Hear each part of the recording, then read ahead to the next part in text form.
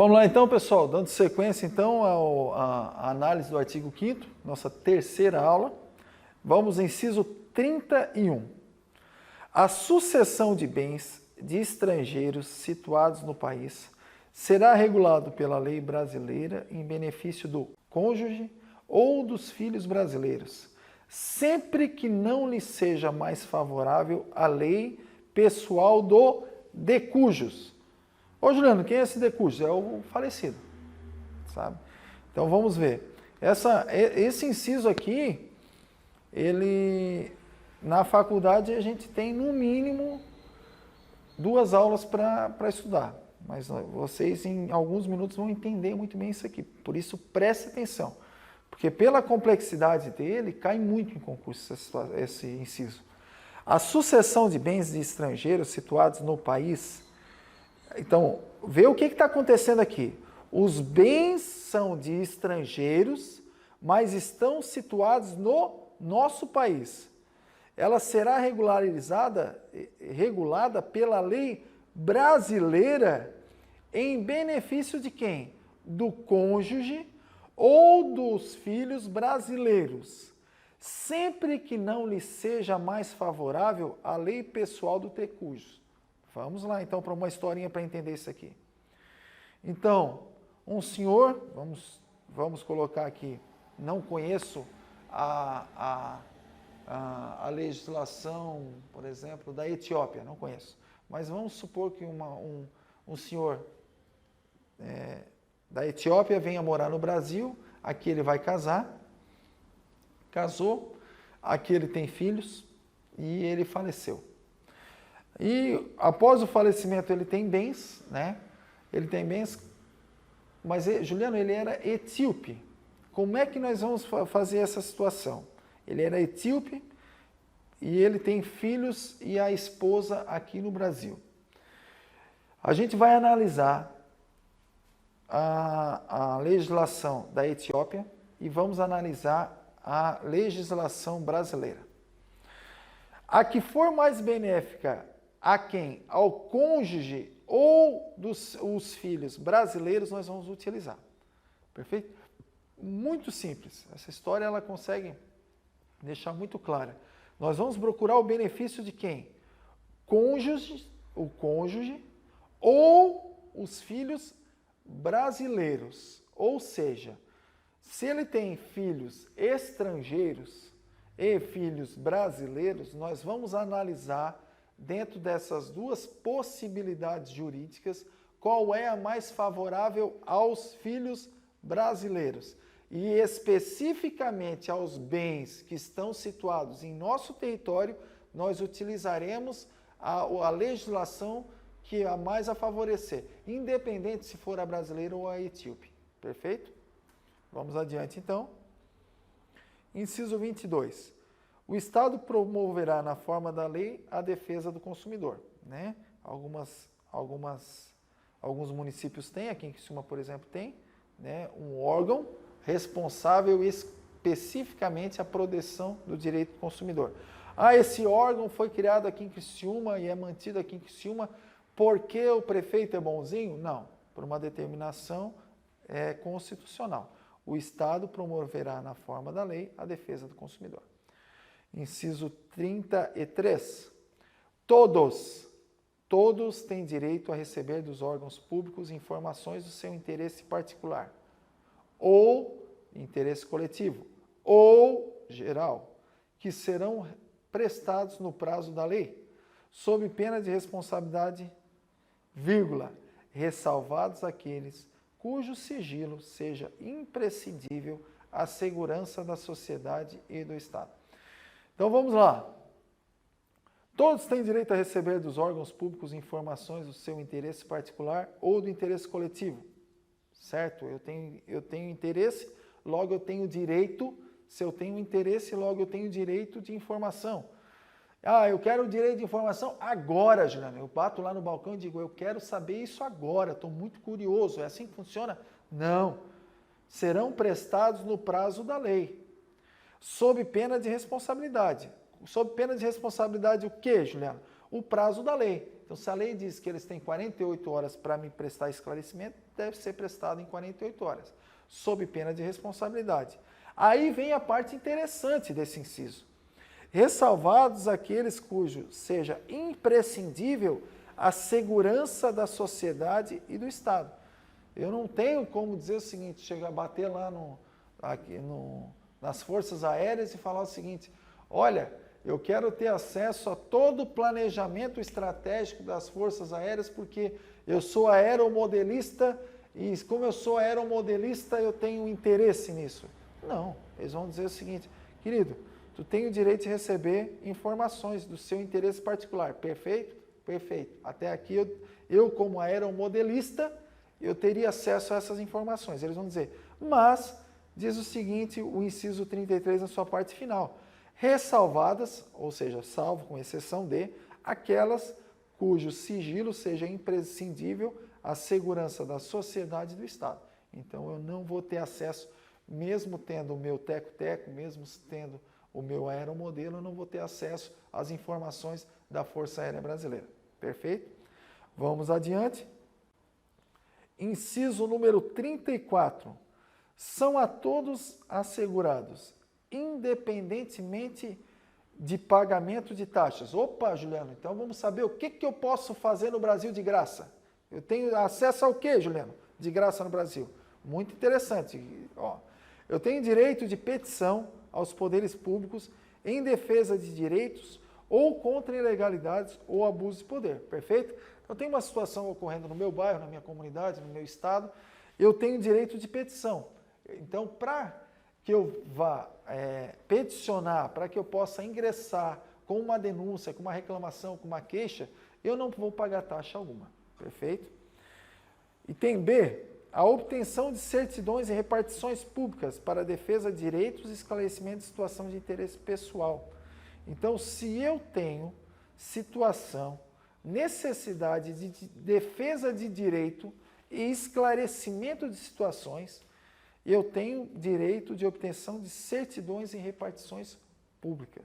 Perfeito? Inciso número 35.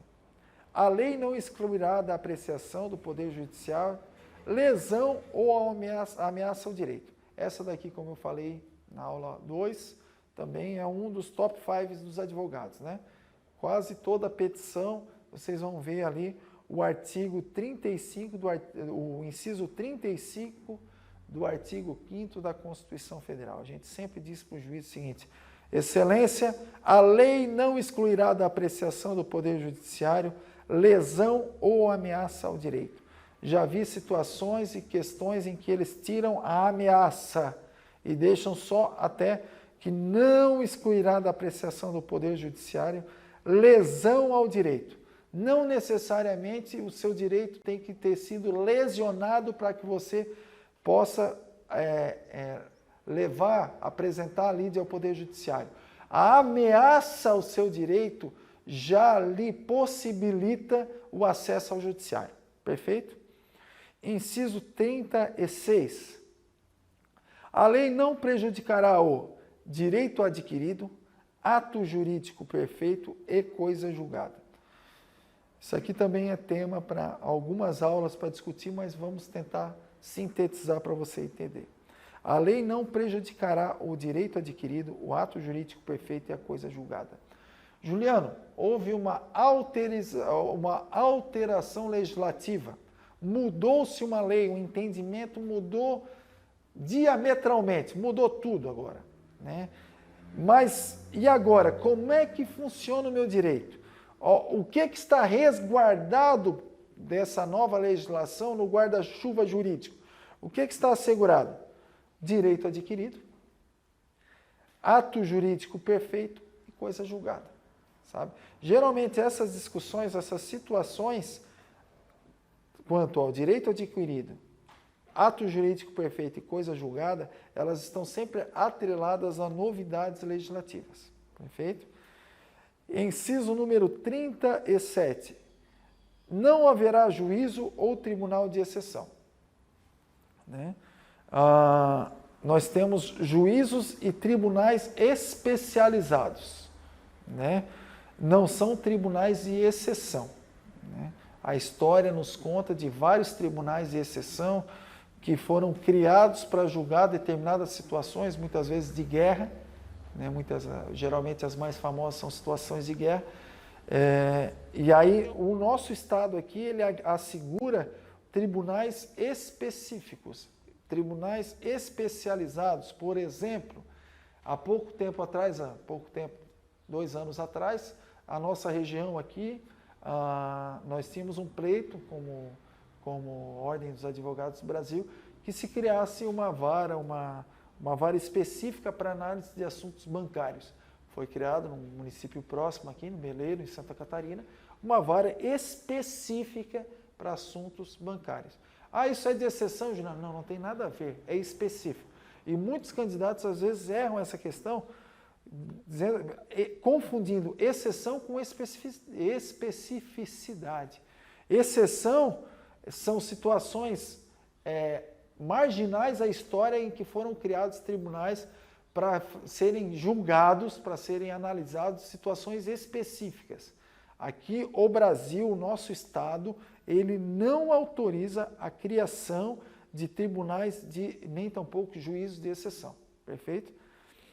Inciso número 38, diz assim, inciso 38. É reconhecida a instituição do júri com a organização que lidera a lei, assegurados: A. Plenitude de defesa. B. Sigilo das votações. C. Soberania dos vereditos. D. A competência para o julgamento de crimes dolosos contra a vida. Vamos começar a analisar isso aqui ao contrário, do D para o A. Quando é que vai haver a instituição de um júri, também chamado júri popular? E aí eu vou abrir aspas aqui para um contexto histórico. Por que o júri popular? Porque o júri popular, antigamente, ele tinha a competência, muitas vezes, de tirar a vida do acusado. Então o Estado entendia o seguinte: eu, Estado, não vou tirar a vida do João. Eu vou fazer o seguinte: eu vou delegar para que os seus pares, ou seja, a comunidade, porque o juiz, lembre-se, o juiz, ele também há muito tempo ele foi chamado boca do Estado, né? Então aquilo que o Estado queria falar, ele falava. Então o Estado não queria tirar a vida do João. Então o que eles fizeram? Criaram uma comissão de júri, que são os seus pares, que são pessoas que vivem na sua comunidade, que vão analisar, através da análise deles, é que haveria a possibilidade de, à época, tirar a vida do João, hoje, a possibilidade de restringir o direito de liberdade do João. Então, quando é que vai ser instituído o júri? Quando é que vai ser convocado a comunidade a compor uma comissão para julgar situações específicas? Crimes dolosos contra a vida. Ô, Juliano, mas tu não tem noção, o cara só tinha aquela vaca, eles foram lá e mataram a vaca do cara, o cara agora está morrendo de fome, vamos criar um júri para... Não pode, querido. A Constituição é clara. Crimes dolosos contra a vida humana, evidentemente. Independentemente, mas ele foi lá e matou toda a criação e tocou fogo na fazenda, vamos para o júri. Não pode. É só crimes dolosos contra a vida. Um dos princípios, uma das situações que é assegurada é a soberania do veredito. Por quê? A partir do momento que tem um veredito, e o veredito do júri, ele se restringe a culpado ou inocente.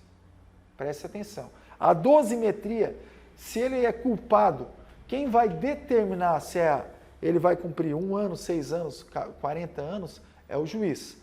A competência do júri é culpado ou inocente. As fichinhas que eles colocam na urna é isso, culpado ou inocente, perfeito? Agora, uma vez que o júri considerou culpado, o juiz não pode dizer o seguinte: não, eu discordo do júri, está liberado. Não pode. Por quê? Porque no item C diz a soberania dos vereditos. Então, aquilo que o júri determinar, se é inocente, o juiz não, se o tribunal do júri diz assim, é inocente, o juiz não pode dizer assim, não é inocente não e eu estou condenando a 12 anos. Por quê? Porque o veredito do tribunal do júri, ele é soberano. Item B, sigilo das votações, aquela cena clássica, né? Não tem como... Aqueles que acham que é culpado, levante a mão. Você nunca vai ver isso no júri. Né? Aquele que acha que é inocente, levanta 2 mãos. Não pode. Geralmente existem as urnas e ali eles vão botar os votos dele. Né? O voto, aqui diz votação, mas aqui ele está colocando o juízo dele dentro da urna. O entendimento dele a respeito daquilo, ele vai botar através de um bilhete dentro da urna e aí depois compete ao juiz contar e então publicar, fazer o pregão do veredito do tribunal do júri. E a plenitude da defesa, básica em todo o nosso ordenamento jurídico, né? Estou sendo acusado, vou ser submetido à avaliação de um tribunal do júri, me é assegurado constitucionalmente a plenitude de defesa. Vamos então ao nosso inciso de número 34. Não há crime sem lei anterior que o defina, nem pena sem prévia cominação legal. Essa é a base do nosso direito penal brasileiro. Né? Há sempre discussões e situações, porque, por exemplo, dentro da química, alguns produtos químicos são considerados alucinógenos. Mas, como a gente bem sabe, existem pessoas que trabalham exclusivamente na produção e na inovação de novos produtos químicos alucinógenos. E a lei está sempre, através de normativas, determinando que substâncias são essas que são enquadradas como a lei. Porque se eu criar hoje um alucinógeno, e ele não estiver ainda determinado como alucinógeno, como ilegal, se eu for apreendido com esse produto, eu não posso ser condenado. Porque a lei, veja que interessante, a lei, não há crime sem a lei que o defina, nem pena sem prévia cominação legal. Então, como aquilo ali ainda não está legalmente previsto como ilegal, eu não vou ter qualquer sanção. Perfeito? E nem pena sem prévia cominação legal. Se a gente analisar ali os nossos códigos, vocês vão sempre ler o seguinte. Matar alguém. Aí embaixo você vai ver. Previsão de X anos a X anos. Além do crime, há a necessidade da cominação da pena, sob pena de ilegalidade se cumprida, se não houvesse esse dispositivo aqui, ou se descumprido o dispositivo que vai determinar o cumprimento da pena prevista para aquele determinado crime. Perfeito? A lei penal não retroagirá, eu já estou aqui no nosso inciso 40, a lei penal não retroagirá, salvo para beneficiar o réu. O que frequentemente, isso aqui é cajuzinho de festa, como diz meu pai, toda festa tem, e quase sempre que cai isso aqui, eles fazem isso. A lei penal não retroagirá, e o candidato vai lá e... Né? Já falei para vocês, viu um salvo, bota uma caveirinha do lado, uma setinha, alguma coisa, e foca no salvo. Salvo para beneficiar o réu. Ah, Juliano, mas está errado porque é um absurdo. Querido, não interessa a nossa opinião, sabe? Ah, como ato de protesto, eu vou errar essa questão. O problema é teu. Mas tu nunca mais vai esquecer na tua vida que se for para beneficiar o réu, a lei vai retroagir. Ah, mas eu vou errar a questão só para o desaforo da pessoa que fez essa questão aqui. Provavelmente ele não vai se abalar muito com a tua opinião, tá? Ou seja, fiz todo esse engodo só para ti nunca mais esquecer que se for para beneficiar o réu, sim, vai retroagir. Inciso número 41. A lei punirá qualquer discriminação atentatória dos direitos e liberdades fundamentais. Isso não há o que discutir, né, gente? Vou só fazer a releitura. A lei punirá qualquer discriminação atentatória dos direitos e de liberdades fundamentais. Básico isso aqui. Se você errar, você merece uma chinelada. Inciso 42. A prática do racismo constitui crime inafiançável e imprescritível, sujeito à pena de reclusão nos termos da lei. Racismo inafiançável e imprescritível. Racismo inafiançável e imprescritível. Racismo inafiançável e imprescritível. Eu mandei agora, semana passada, arrumar um aparelho de toca-disco.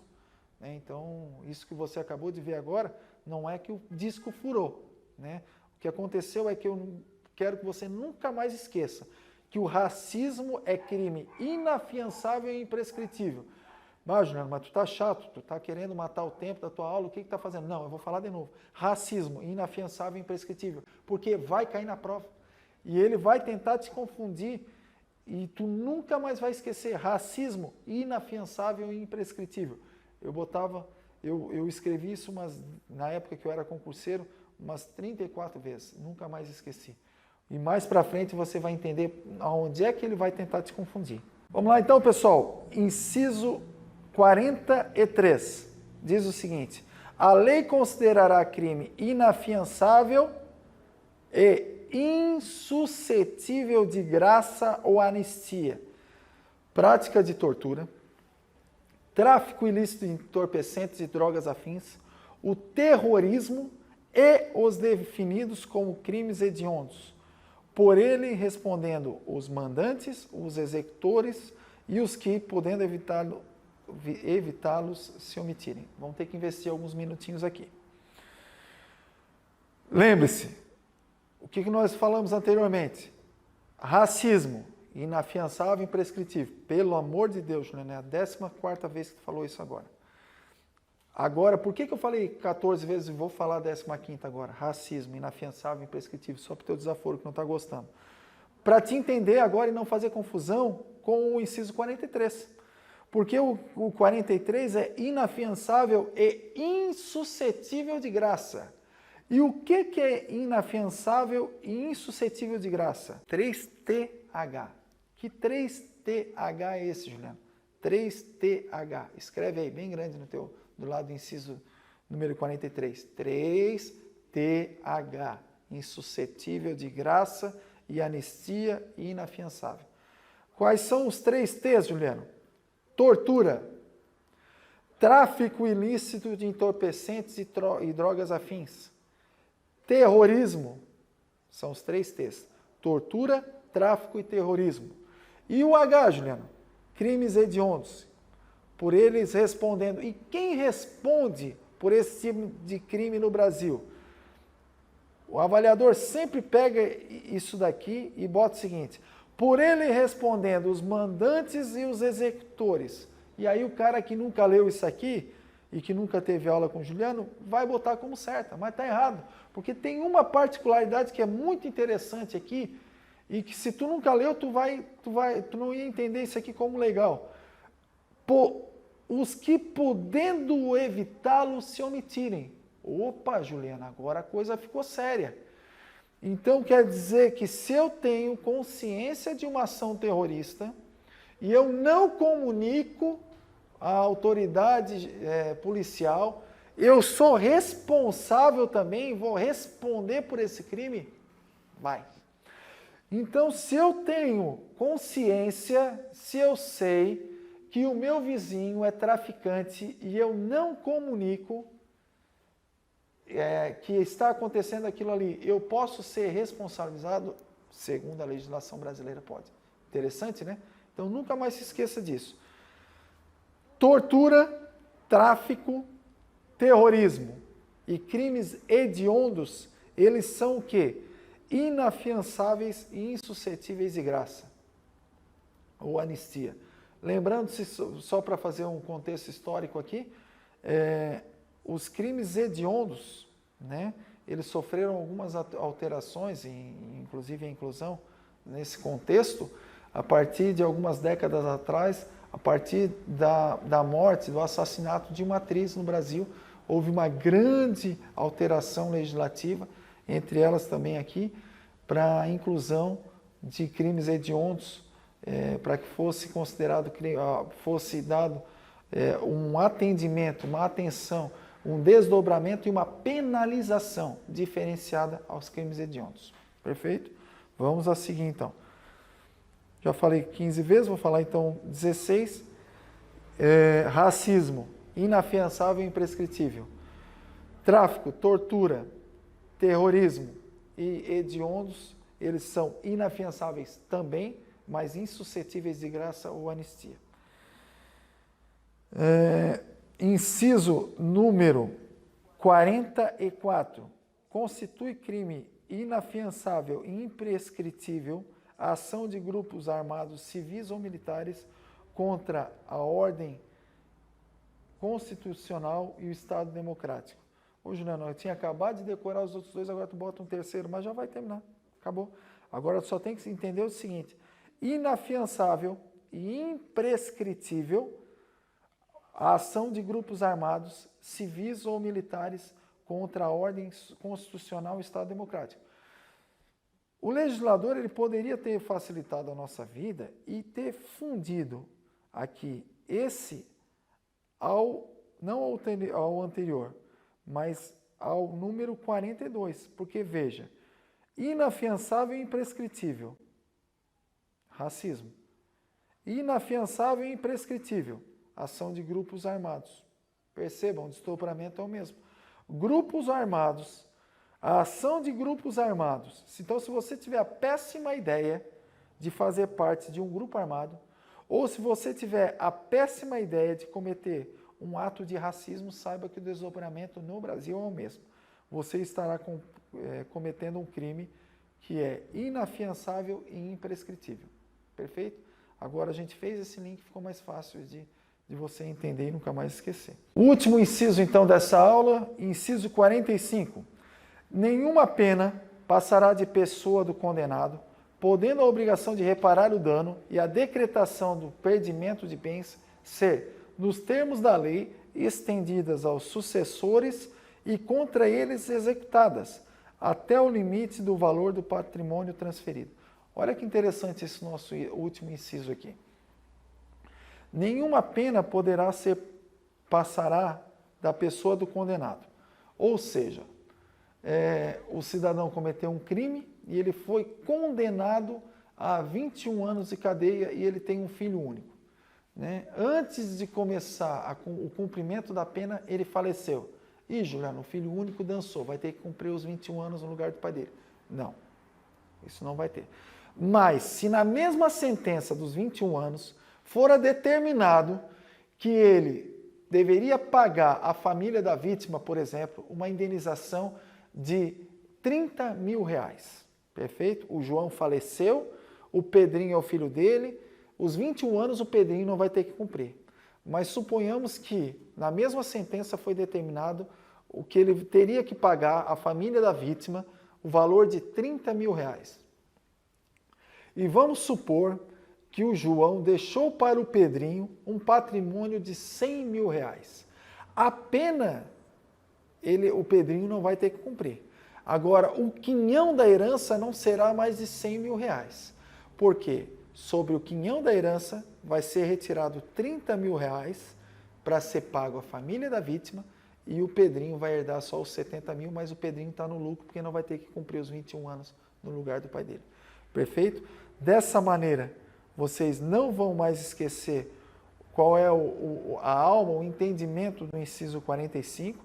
E agora, no final dessa aula, eu vou botar ali uma tabelinha em relação àquelas situações de inafiançável, imprescritível, insuscetível de graça, para vocês conseguirem visualizar melhor aquela situação. Perfeito? Um abraço, bons estudos a todos.